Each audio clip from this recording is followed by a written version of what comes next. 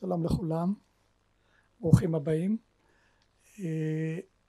קודם כל אני רוצה להצטרף לתודות לעמיתיי לוועדה הזאת. אני לא יודע אם אתם יכולים להעריך כמה שעות החבר'ה האלה מקדישים בהתנדבות, ואנחנו עשינו מאמץ מיוחד ובחרנו רק אנשים שהם מאוד מאוד עסוקים, כי אלו אנשים שתמיד ראויים לעוד ואנחנו רואים להם. אז אני רוצה שוב להודות על ההשקעה שלהם. אני גם אומר שכולם נחמדים, כל האנשי הוועדה הזאת הם מאוד מאוד נחמדים, אבל מה שחשוב יותר הם כולם ביקורתיים, ואני מזמין אתכם לקנא בנו על ההזדמנות ללמוד כל הזמן ולהיות מאותגרים כל הזמן, שכל דבר שאנחנו אומרים וחושבים יש עוד זווית ראייה נוספת ויש עוד מישהו שלמד את הנושא וחשב עליו בצורה אחרת.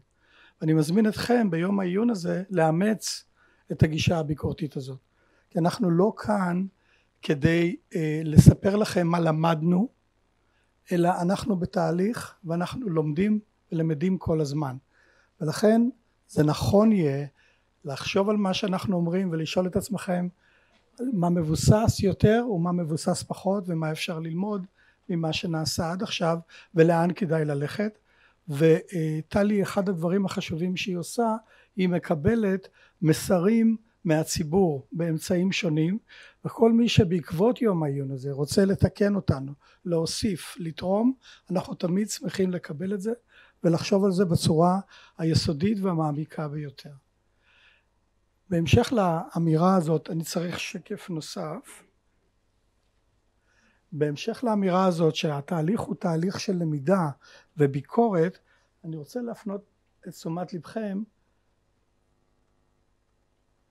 לשאלות שילוו אותנו במהלך כל היום, וכל אחת מההרצאות מתכתבת עם השאלות האלה, וכל ההרצאות ביחד מתייחסות אליהן. אנחנו מתייחסים לשאלה של מה העדויות שיש בידינו לגבי הנושא הזה, אנחנו מנסים להבין תנאים הם מקדמים או בולמים את ההקניה של מיומנויות. אנחנו מאוד מעוניינים בנושא של מורים, ויהיה לנו חלק שלם על הנושא של מורים. אנחנו מוטרדים מהשאלה מה בא מלמעלה ומה בא מלמטה, מה נעשה על ידי הצוות האינטגרלי של בית הספר ומה על ידי מומחים מבחוץ. יש גישות שונות לנושא הזה, והנושא האחרון הוא בינינו אולי הנושא המרכזי שעובר כחוט השני. יש אין ספור תוכניות שפותחו להקניית מיומנויות חברתיות ורגשיות, שכל אחת מהן טוענת שהיא מעולה ומצליחה. האתגר שבפנינו הוא איך ניתן להטמיע בתוך כל המערכת, לא בצורה ניסיונית ולא במקומות נבחרים, אלא בכל המערכת, את הרעיונות שאנחנו ננסה לקדם. וזהו אתגר שמעט מאוד מקומות בעולם הצליחו לעמוד בו, וזה חלק מהנושא שאנחנו נרצה לקדם. והדבר האחרון כמובן, אנחנו גם צריכים לבדוק את עצמנו. ונאמר פה טווח קצר וטווח ארוך, כדאי לנו לשאול את עצמנו איך זה ייראה אחרת אם עשינו משהו טוב בעוד 5 שנים. וזאת שאלה לא פשוטה ולא תמיד נעים לראות את התשובות, אבל אנחנו נעשה כל מאמץ שבעוד 5 שנים נוכל לומר משהו חיובי על מה שנעשה היום. בחלק הראשון שלנו אנחנו ביקשנו מפרופסור קימברלי, אני לא מצליח לבטא את השם שלה עדיין, מבריטיש קולומביה, שהיא אחד האנשים היותר מיוחדים בתחום הזה, וכמובן שיודעים הרבה. You're translating. I can say it in Bulgarian so that you won't hear the compliments. I would like you to come here and קודם כל פרופסור שונט רייכל תציג את העבודה שלה, ואחריה יופיע פרופסור אבי עשור מהוועדה שיציג את זווית הראייה המיוחדת שלו על הדברים האלה, ואנחנו משם נמשיך הלאה. תודה לכם, בהצלחה. Thank you. Good morning, everyone. It's my honor to be here today, to be invited to be able to speak with you, and also my first time to Israel. So, And I do have to say thank you to many. First of all, Tally for doing such amazing work organizing, and Rami for inviting me in the committee. But also thank you for the nice sunny weather that you've been able to organize for me. I really appreciate that. Again, it's my pleasure to be here and to learn really from all of you, and hopefully that I can help be able to give some new knowledge that could be helpful here as you move forward with the committee and with the Ministry of Education. Now, the title of my talk is Social and Emotional Learning, Current Research and Practical Strategies for System-Wide Implementation. I'm going to be, just a brief overview, I'm going to be talking about a bit of the research on making the case for social and emotional learning, or teaching social emotional competencies. Why now, and what now do we need to do? I'm going to talk about some of the top 5 research findings that are it's actually kind of Kim's top 5 favorites of what I really thought would be important to share, some recent research. And then what I call social and emotional learning 2.0. Where we're moving with the field. So in my background, I've read a bit of my bio, but I started off as a teacher, both high school and middle school. I also taught in alternative high school for students who did not fit in the regular school, and then worked on to become a university professor and teacher educator. And I've been doing that now for over 20 years. And I'm going to be talking about this idea of systemic SEL, social emotional learning. How do you bring it into the system? I sit on the board of an organization called CASEL, or the Collaborative for Academic, Social, and Emotional Learning, that's in the US, that is now moving forward with this idea of system-wide social and emotional learning. So I'm going to first start with a quiz for you. You probably didn't realize you'd be asked questions here. So educating the mind without educating the heart is no education at all. Does anyone know who said it? I heard someone say Aristotle. Yes. So this notion of educating the heart, or bringing social and emotional competence into education, is not really so new. It has been around for centuries. And also, if anyone heard of John Dewey, another progressive educator, who also talked about the aim of education is human development. But it really is in the past few years, I'd say the past decade at most, in which we now have the research and the science that is supporting the idea that we can bring social and emotional learning into education, and why it is important. So I'm going to begin by just starting with a story, because I think it's always good to start with a story. And I'm going to tell you about a program that's in Canada and around the world right now called The Roots of Empathy. It's a program on which I've done research, and it's a program that at the core is bringing an infant into a classroom over the course of a school year. So children learn about the baby through observing the baby, through talking about how the baby feels. And really the infant is kind of a springboard for talking about how we feel. The children first think about how the baby feels, then they think about how they feel, then they talk about how others would feel. And so the Roots of Empathy has been around now for over a decade, and has been very popular in Canada. It really teaches emotional literacy, so the children observe the baby and they label the baby's emotions. They reflect and identify their own emotions. They understand emotions of others, and then they talk about discussing emotions. So really the baby comes in over the course of the year, every month. And so here, for example, one of the children drew an art project that said, try not to get mad at a baby because he might learn to be mean when he grows up. So this idea of the, and so the story I'm going to tell you is a story from a book called The Roots of Empathy, Changing the World Child by Mary Gordon, who created the Roots of Empathy program in Canada. And it's a story of her observing a classroom of 7th grade students, about 12 and 13-year-olds. And this is a story that just talks about what a child can learn in this program. And just one of the things that children learn, one of the lessons about the Roots of Empathy, is learning about babies' temperament. temperament. So the children reflect on the baby's temperament. The mother or the caregiver comes in every month with the baby, and the children talk about different things. They learn about baby infant development. And in this lesson I'm going to be reading to you, it's about the children learning about temperament. Okay, so this is me reading this excerpt from Mary Gordon. Ready? Okay. Darren was the oldest child I ever saw in a Roots of Empathy class. He was in grade 8 and had been held back twice. He was 2 years older than everyone else and already starting to grow a beard. I knew his story. His mother had been murdered in front of his eyes when he was 4 years old, and he had lived in a succession of foster homes ever since. Darren looked menacing because he wanted people to know he was tough. His head was shaved, and he had a ponytail at the back, at the top of his head, and a tattoo on it as well, on the back of his head. The instructor of the Roots of Empathy program that day was explaining to the class about differences in the baby's temperament. She invited the young mother who was visiting the class with Evan, her 6-month-old baby, to share her thoughts about her baby's temperament. Joining in the discussion, the mother told the class how Evan now liked to face outward in a snuggly. Do you all know what a snuggly is? Picture? Yes. Okay. Snuggly. So Evan, her 6-month-old, liked to face outward in the snuggly now. And she kind of liked it when he was still facing in and kind of cuddled into her. And she said she would have really enjoyed that he was still kind of this cuddly baby in her snuggly.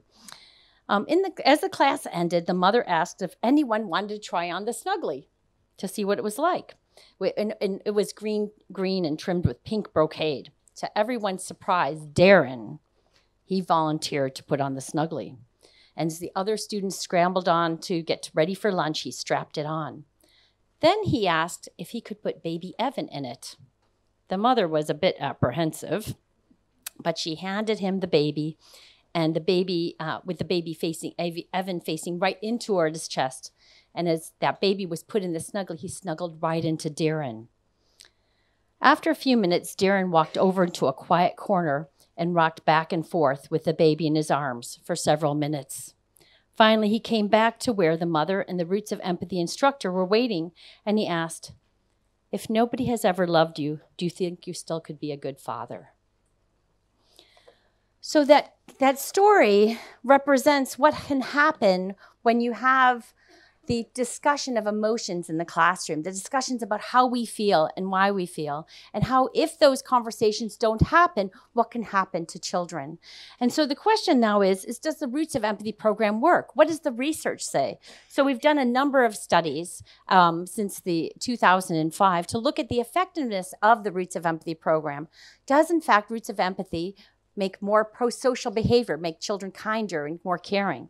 And the answer is yes. Here's a graph that shows, with the green, shows the Roots of Empathy children, and the white shows the children who did not receive Roots of Empathy. And as you say, from the beginning of the year to the end of the year, we looked at peer nominations of children's behavior. And as you could see, children who had the Roots of Empathy program significantly increased in sharing, cooperation, being helpful, being kind, being able to take others' views, and being seen as fair. So again, really illustrating the importance of the research for showing that this program can work.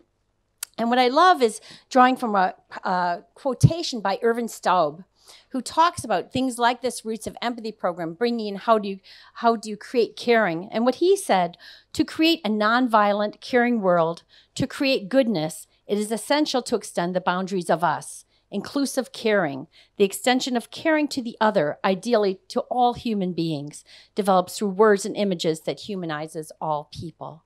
And so this, again, is the idea of how do we create a caring world, and how can we do this in education? So what are the ingredients of system-wide social and emotional learning? First is the context, to create a caring environment with students that are participatory, caring, safe, supportive, and nurturing. But that's not enough. We also need to provide students with opportunities to learn specific skills that will foster their social and emotional competence, happiness, and well-being. And finally, we have to remember that educators' social and emotional competence and well-being is central to improving social and emotional learning of students. And I'll be showing you some evidence of that. So really, there's 3 essential ingredients of system-wide SEL: the learning context, the social emotional learning of educators, and the social emotional learning of the students. And that's really what should be an important factor, to think that it always takes these 3 dimensions working together. And if you think about it as a 3-legged stool, that if you're missing one piece, it'll topple. So why now? What are some of the factors happening in our society, in our world? Well, we know there's many changes and challenges that our students face today, including bullying, poverty, decreased empathy, mental illness, and toxic stress. Now, I looked at some of the reports on children in Israel. There was a report that came out a couple of years ago from the Jacobs Foundation that looked at the well-being of children in Israel, some promising findings and some concerning ones. First of all, when they asked children how satisfied they were with their life, this was 10 to 12-year-olds, 73% said they were satisfied. They found that of 16 countries, Israel ranked 4th in children's reports of satisfaction with life. So that's a good thing. Should be happy about that. The frequency of happiness in the last 2 weeks when they were asked was about 66%, with Arab children scoring higher than Jewish children. And satisfaction with school and self were the lowest. And when they asked children how much they agreed that they liked going to school, 55% agreed. So that still means 45% did not agree. Now, the other thing that I thought was really important to looking at the poverty levels in Israel among children, how much do children worry about their family finances? And as you could see here, when asked how often do you worry about how much money your family has, the number of children who said never was around 53% to 48%. With those children saying always, it was about 20% for Arab children and 99.2% for Jewish children. So again, thinking about how much are children coming into the classroom worrying about these things in terms of their family's money. We know that toxic stress, now this is the idea, so we all are stressed. Have any of you experienced stress? A few of you? Yes. So regular stress, it's part of our way of being in the world. We experience stress, when, for example, when we have to get up and give a presentation in front of a lot of people, all sorts of things, which could be good stress. But toxic stress is really, when you think about it, when you're stressed all of the time. So think back into the idea of the saber-toothed tiger back in the day chasing you, and your body, had to produce cortisol, the stress hormone that would increase and get the blood from your brain all going to your limbs so you could fight or flee or freeze. So think of children who experience that saber-toothed tiger all of the time. They have toxic stress and they have increased cortisol levels. And cortisol is a stress hormone that releases. And those children, that increased cortisol can actually do damage to their prefrontal cortex, this part of our brain that is associated with self-regulation, with cognitive control, with working memory. And that idea that it can interfere with their development. And we know that it can impair the development of self-regulation over time. It may cause behavior problems, especially for children at risk, and children living in poverty have the greatest effect of this cortisol overproduction, and that although we do know that adult support may be helpful to that. Now, there's also something called stress contagion. Yes, stress is contagious, like the cold, like the flu. Emotions are contagious. So when you're not stressed, but you're around a small group of people who are highly stressed, you will actually catch it. You'll actually get the negative physiological symptoms of being stressed yourself. To test this idea in the classroom, we conducted a research study to look at stress contagion between teachers and their students.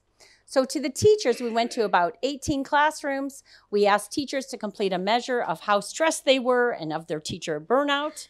And then we went to the students, 4th to 7th grade students, so about 10 to 13 years of age, and we collected their saliva to get their cortisol, to look at their stress physiology. And just so you know, 4th to 7th grade students like to give you their spit. They did. They really enjoyed the study. They learned all about this.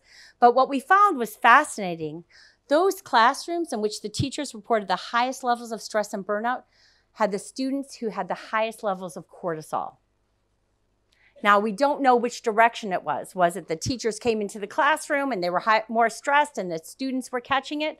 Or were the students coming into the classroom with higher levels of stress and the teachers were catching that? We don't know the direction, but it just says that you cannot look at the classroom as a context with just the students, that you have to take into account the entire well-being of teachers and students. We also know from research that children today are less empathic than decades ago. There was one study that followed college students over a number of years from 1979 to 2009 and looked at the same measure of empathy and found a steady decline in empathy, especially since the year 2000. And what does that mean for our world? So what now do we need to do? What is the solution? And I'm thinking you might know because it's the topic of today's conversation. We know that we have to ask the question of what knowledge, skills, and attitudes do we want students to possess when they graduate from high school to thrive in the 21st century. We know now that actually we don't know now, what are the jobs going to be like in 10, 20 years for those graduates? What will be available? What skills will they need? Will they just need technical skills, or will they need skills such as compassion or empathy? If you think about climate change, has anyone heard of climate change? Okay, you all heard of it? Well, think about it. As we move to reduce resources, as we create new technologies, we have to have our new employees to have compassion, because they have to be thinking about how their actions, how they're creating new skills and tools will impact a larger society. If we have countries that have reduced resources, we need to have compassionate leaders who will be able to take into account how others might feel. So we need these skills that are really critical. So we're really moving from a focus from risk of just before, for decades, we focused on risk and trying to figure out all the factors that lead to vulnerability, to one of resilience. What are those factors that are going to help children thrive despite the odds, despite adversity? From ill-being to well-being, and well-being not just being an absence of ill-being, but being things like thriving, flourishing, happiness.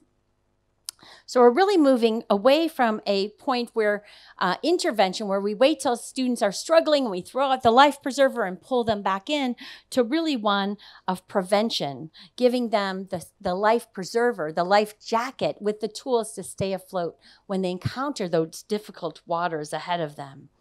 Dan Goleman, imagine some of you have heard of Dan Goleman.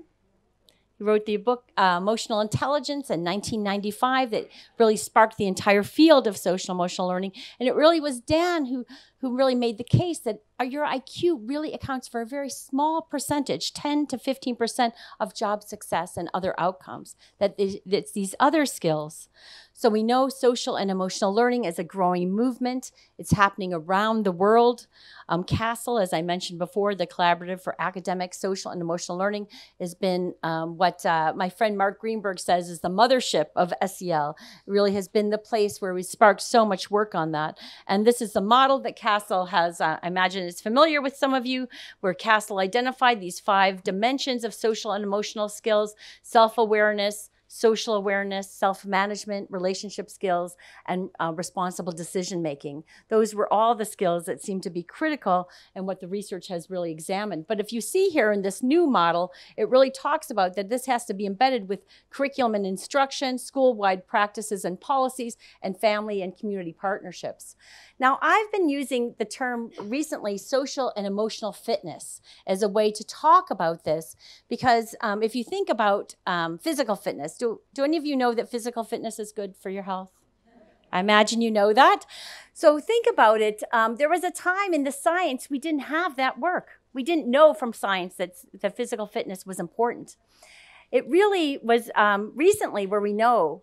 And now with the new research on social and emotional competencies, we can talk about that you should be practicing these every day to help your fitness. Every day, practice being self-aware. Practice your relationship skills in intentional ways that are explicit. To practice that will lead to better relationships, better academic achievement, and longer life, and as I'll be showing. Now, OECD, I know Israel is one of the OECD countries. They now have a new initiative called Education 2030. At the center of it is well-being, both individual and societal well-being, and the constructs that they've been talking about include things like collaboration, compassion, empathy, conflict resolution, gratitude, justice, integrity, motivation, mindfulness, self-awareness, self-regulation, sense of belonging, and many others. So their OECD is now recognizing this. SEL is happening around the world. If you look at this map, you see these are all the places in the world that have SEL programs. There's 34 countries and probably many more that just aren't captured in the literature. In Canada, this is a map of Canada, if anyone didn't see it. Over there in British Columbia, where I'm from, we've been embedded social and emotional learning. And British Columbia, 2 years ago, legislated social and emotional learning into ministry policy. We now have a competency-based model of core competencies that include a thinking competency, communication competency, and personal and social competency that includes positive personal and cultural identity, personal awareness and responsibility, and social responsibility, which is essentially social emotional learning. It's one of the first places in the world in which SEL is now mandated as part of the K-12 education curriculum. Now, what led this? I could tell you, I talk a lot about this, but I'll say 5 forces for change to bring it in. It started with policy change that was also teacher preparation, both in-service and pre-service, assessment of social and emotional learning. The science really influenced all of this, and that it's in schools. And so these were what led to BC really having it infused. We also have an assessment approach in British Columbia that is a census of the well-being of children. Since 2001, we collect data on children across a number of monitoring tools at the population level, including things like the Toddler Development Instrument, the Childhood Experiences Questionnaire, the Early Development Instrument, the Middle Years Development Instrument, and the Youth Development Instrument, which is just being developed. And so what we're able to do with the EDI, the Early Development Instrument, which is teachers complete it when children are 5 years old in kindergarten, that looks at physical health and well-being, social competence, emotional maturity, language and cognitive development, and communication skills. So think about it. Every kindergarten children completes this on every one of their kindergarten students. So we're able to map the entire province of British Columbia of how many children are vulnerable on one or more of those skills. So you could actually look across neighborhoods and communities and school districts to see how children are doing. And we're able to actually map that children, for example, we've seen a decrease in vulnerability on language and cognitive development, but we've seen increased children coming into school with more problems related to physical health and well-being, social competence, and emotional maturity. Now here's some of my top findings from recent science that I'm going to share with you. The first finding is that children, what we know now from the science, that children with strong social and emotional skills are likely to thrive as adults. There was one study that was recently published by Damon Jones, Mark Greenberg, and Max Crowley that followed a group of children, about 800 of them, from the time they were in kindergarten until they were adults. And they found that children with high pro-social skills, those skills of sharing, caring, cooperating in kindergarten when they were 5 years old, years of age, were more likely to graduate from high school, complete a college degree, and obtain a full-time job. Those children with low pro-social skills were more likely to have been in juvenile detention, either have been arrested by early adulthood, have a higher use of substance use, and higher chance of being on social assistance. We also know that the research is showing that these skills are malleable. They can be taught. And I have to say, back when I was in graduate school, a few years ago, I was taught that these were like personality characteristics, empathy or things like social awareness, that those skills were something you were kind of born with, like temperament. And what we now know from the recent science and neuroscience in particular is that our brains are plastic. The whole science of neuroplasticity is really showing us that these skills can be taught. They are malleable. We also know that the parts of our brain that influence thinking are inextricably linked with emotions. So how we feel affects how and what we learn. So recent science on happiness shows that when you're in a positive mood, you actually learn more. You retain more information. That when you're stressed, you're less likely to remember. And I don't know if any of you have ever been in a situation where you're stressed and you can't even like find your keys or remember your name or, all those things. So we know that this science is important. There's a recent report from the Aspen Institute, that's the brain basis of integrated social, emotional, and academic development, how emotions and social relationships drive learning. And they came out with different recommendations for the physiological conditions that must be present for optimal brain development and learning that include sleep and rest, nutrition and low exposure to toxins, physical activity, exercise, green space, emotional well-being, social relationships, safety and belonging, and cultural safety seem to be the optimal conditions for social and emotional competence. There is also research showing that social and emotional learning programs have positive benefits. And one of the groundbreaking studies of this was a meta-analysis of 213 studies with over 270,000 students K to 12. And they looked at children who had, or students who had a social and emotional learning program or did not. And what they found was that those students who had been exposed to a social and emotional learning program had an increased 20% social and emotional competence, an increase in positive attitudes towards school. They also had increased in kind behaviors, a decrease in aggressive behaviors, and emotional distress. But the clincher here was that the students who had a social and emotional learning program had an 11 percentile point increase in their academic achievement compared to those students who did not. So it really makes a point here is that doing social and emotional learning in schools is not taking away from academics. It actually adds to that. So academics alone don't improve social and emotional competence, but social and emotional programs that also lead to increased academic achievement. I think this was really important. And then there's also research showing how sticky are those findings. And so research is now showing that students who had a social and emotional learning program in elementary school were more likely to have a high school graduate from high school, more attending college, more employed, better emotional and mental health, fewer with a criminal record, less drug selling, and less comorbid diagnosis of substance abuse and mental disorder. And a recent study of looking at a cost-benefit analysis that was done to look at what are the economic benefits of social emotional learning found that there's an $11 return on investment for every dollar invested in social and emotional learning. We also know that programs that combine social emotional learning with mindfulness programs promote self-regulation and pro-sociality.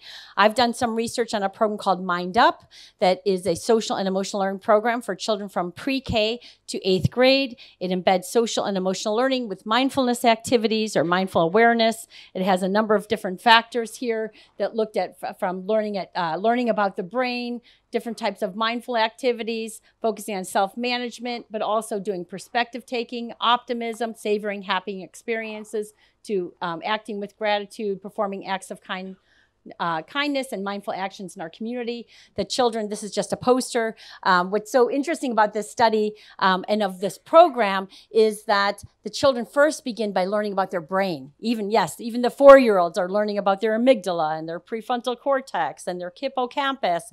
And the children love learning about their brain and learn why breathing and centering and doing mindful practices helps reduce stress. And they have a core practice 3 times a day that's called a brain break. And the children stop, take a breath, do a focused attention activity, and then come back to learning.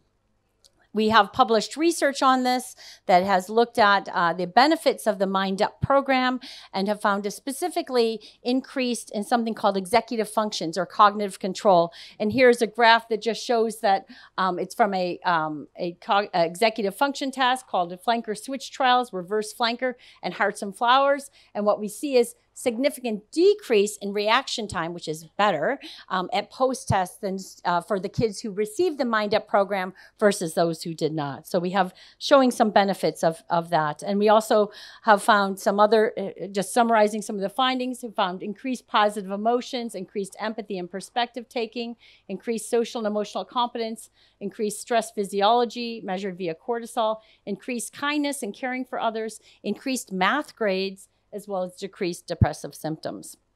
Now, the other question is does social and emotional learning, is it good for your health? Can it actually lead to improved, for example, cardiovascular health?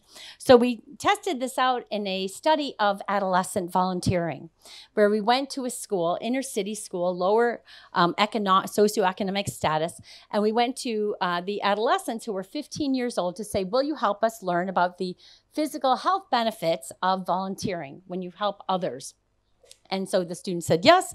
And so we did a study where half of the students, about 106 in total, half of the students were assigned to volunteer 1 day a week for 10 weeks for an hour and a half after school to go work at local elementary schools, volunteering with the kids, doing crafts or sports. And the other half just did what they regularly did after school.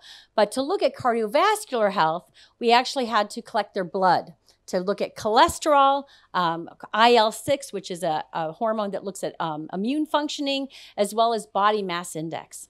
So we first came in and took all of their blood, which, by the way, again, 15-year-olds will give you blood for about $25. Then we went and we had the half of them go and volunteer after school to the different elementary schools for an hour and a half for 10 weeks. And the other group just did other. We came back, we took their blood. Do you know what we found? Is that just after 10 weeks, the group who volunteered, significant reductions in cholesterol, and IL-6, body mass index, and those students who increased the most in empathy actually decreased the most in their cardiovascular risk. So again, really demonstrating the benefits of social emotional learning, not just for increased academics or increased social emotional competence, but even increased health. Now, the other interesting finding that's really emerged in the science in the past few years is that really showing that we've underestimated children's capacity for kindness.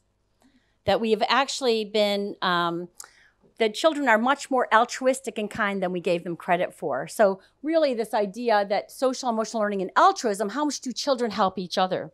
And Dr. Keltner, who's at the University of California, Berkeley, has now talked about in his book called Born to be Good, it's not survival of the fittest, it's survival of the kindest.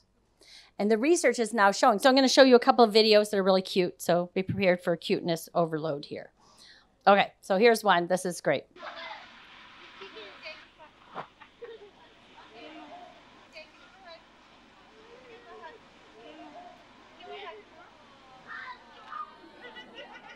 Okay, so if you had a superhero and then you told them you had to go hit him with a stick, wouldn't you feel kind of bad about that?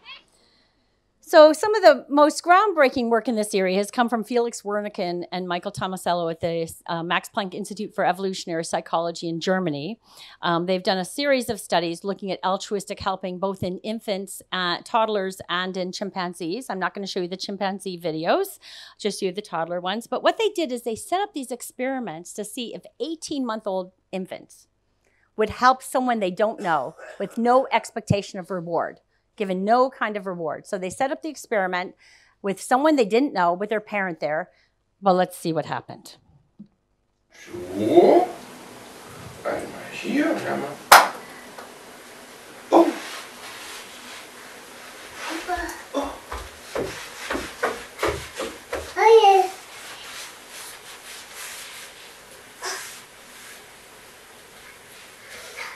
Ah, ja. Okay, this next one is my favorite one.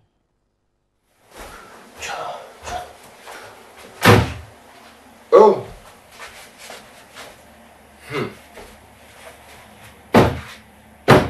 Oh.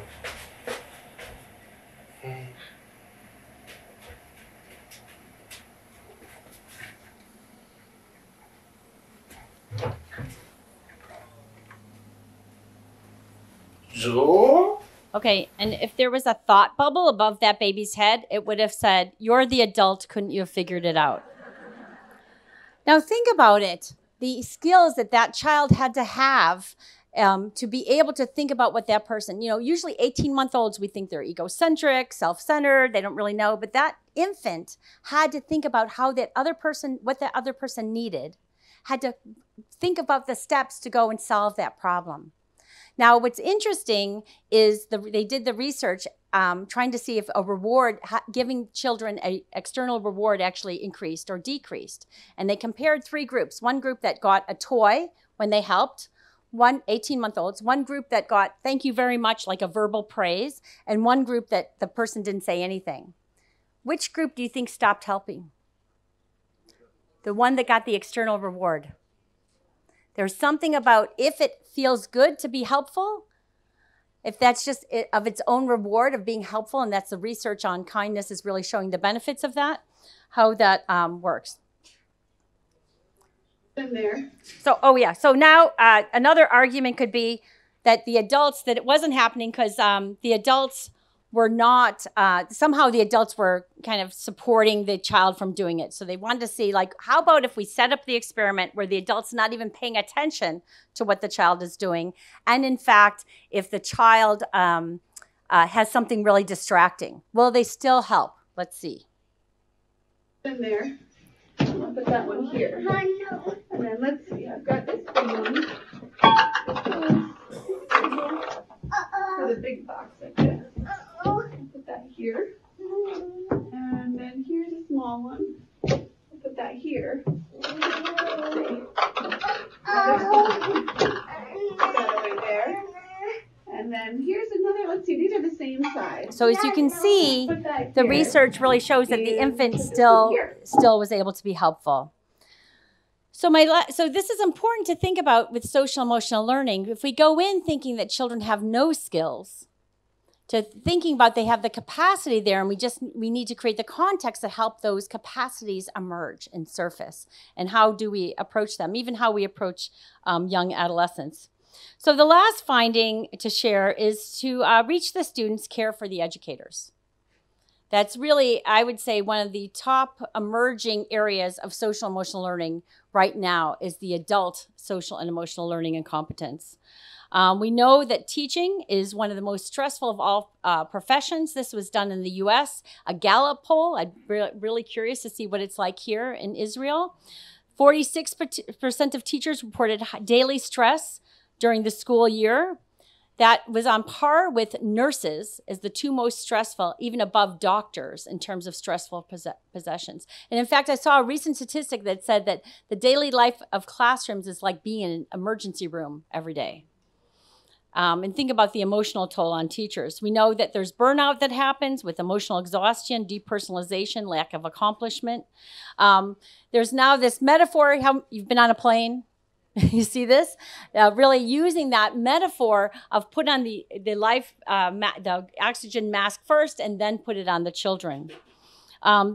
Jennings and Greenberg have developed a pro-social classroom model that shows that the heart of students' social and emotional and academic outcomes is teachers' social, emotional skills and well-being that leads to healthy teacher-student relationships, effective classroom management skills, effective implementation of social and emotional learning that all together lead to a healthy classroom climate, and that there's school community contextual factors that influence this. There's a program that Tish Jennings and others, there's many programs now emerging for teachers. One is called the CARE program, Cultivating Awareness and Resilience in Education. And there was a recent study that was published that actually showed that they did a study of 75 schools, 253 classrooms in elementary in New York City, and half of the teachers received the CARE program and the other half did not. And they observed the classrooms over the course of the year and found significant improvements in the classroom and student social and emotional competence for teachers who had the CARE. So just focusing on the teachers had widespread benefits onto the students as well. And we also know teacher preparation makes a difference. This just talks about teachers who receive training in behavioral and emotional factors that impact teaching and learning in the classroom. They feel better equipped to propose and implement positive, active classrooms, management strategies. And what we know is teachers in the US at least, and in Canada, 50% leave within the first 5 years of teaching. And it doesn't have to be with how the classroom curriculum is organized. It has to do with classroom management and stress. So now here's some things to know about social emotional learning 2.0, implementing SEL system-wide. CASEL, or the Collaborative for Academic Social Emotional Learning, is just about to launch a school resource center on its website the end of January that's going to give a number of different activities and strategies. They talk about a process of social and emotional system-wide SEL that includes things like first starting by building awareness and commitment and ownership at a school level, establishing a shared vision and plan, cultivating adult SEL, promoting SEL for students, and then using data for continuous improvement. So this cycle doesn't have to be all in this order, but you have to really think about these things in combination that really will make a difference. A lot of schools are promoting a lot of social emotional learning programs, but they're often very disorganized. They're not coordinated. And the idea is that you have to move from fragmentation to a more coordinated picture of the schoolhouse, of really thinking, how do all of these programs and practices all fit together in an organized fashion? Again, the systemic SEL, social emotional learning, includes the learning context, the importance of teaching students SEL, but also the SEL of the adults. And I'm going to show a video now, and you have a task before you. I want you to watch it and try and note times where you're looking at the system-wide SEL. Where is it influencing with the learning context versus the SEL of the students and the SEL of the adults? This is I'll give you a bit of background for the video. It was done in the US for a reading association. And it was kind of staged, so I just want you to remember that they are actors doing these things. But just remember, you're going to watch SEL of the students, SEL of the teachers, and the learning context. You got your...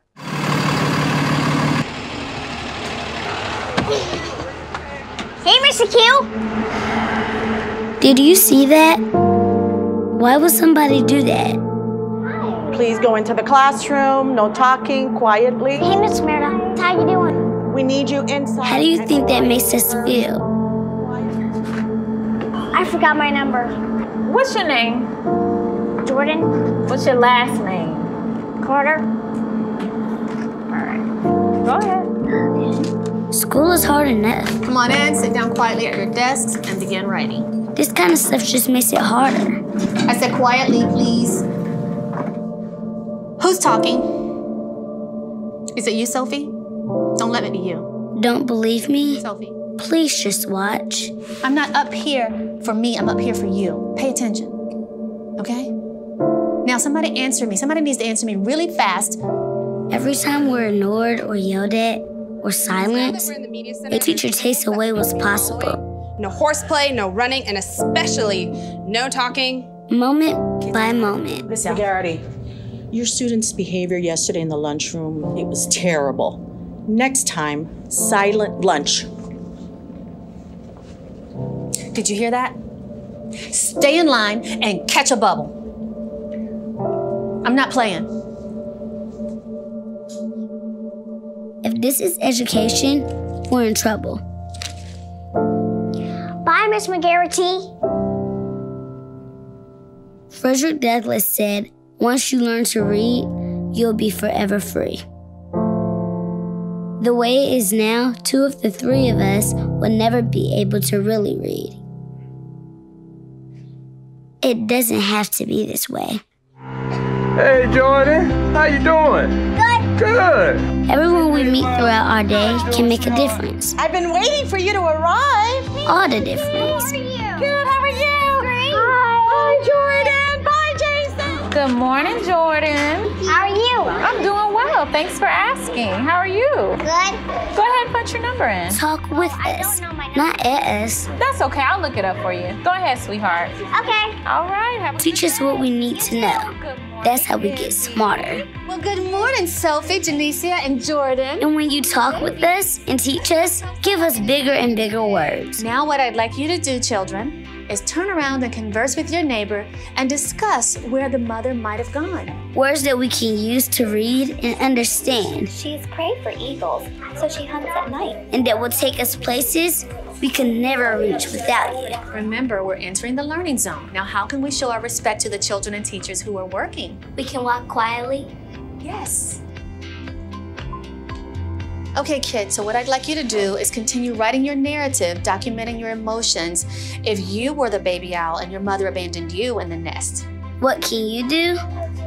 Learn all that you can so that you can challenge us to be our best. You would have stayed and assisted them in whatever they needed. Share yourself with us and show us how to share ourselves with others. Give us courage. Give us compassion. Help us find our own voices so we can become who we are meant to be. Why would you want to silence us? So just in closing, you know, we talk about the importance of social emotional learning, and I would say social emotional learning 1.0 was really about the programs that went into schools, about really the 5 competencies.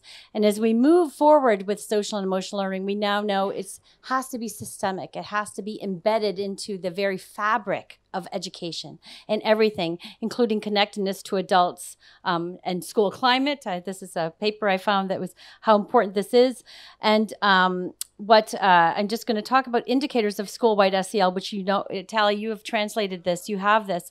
And it really includes these 10 dimensions that includes explicit SEL instruction, SEL integrated within the curriculum, supportive school and classroom climates, youth voice and engagement, as well as focus on adult SEL and relationships, supportive discipline practices, a continuum of integrated supports for all students, systems for continuous improvement, which includes measurement of social and emotional learning, as well as authentic family partnerships, and also aligned with community partnerships. So as we move forward with our discussions and think about this, I really want you to think about social and emotional learning is now beyond just this idea of SEL programs to one in which it has to be infused into every aspect of the school and have a measurement aspect as well. Thank you.